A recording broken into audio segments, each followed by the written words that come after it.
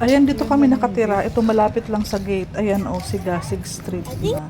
Tahimik ang lugar nito. Ito pagkapasok, ano na, unit na agad. Kita na agad yung unit.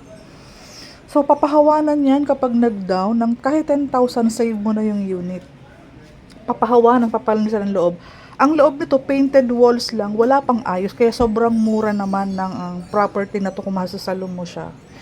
Ayan, oh, wala halos mga nakatira sa paligid. Ayan, oh, pagkapasok mo bahay agad, parang pangatlong bahay siya. Ito, oh, goodbye ito. Kasi, di ba napakamura. 5,500 lang monthly. So, ito pwede nyo itong puntahan araw-araw kasi taga dito lang naman po ako nakatira.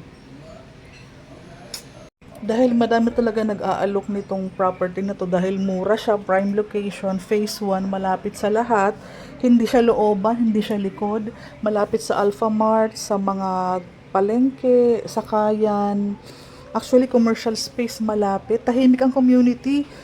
Hindi po masyadong crowded ang lugar na ito. Tahimik po ang location namin. Taga dito po kasi ako kasi I can attest sa mga experience. Ayan po. Ngayon po, taga dito lang po ako pwede i-visit araw-araw.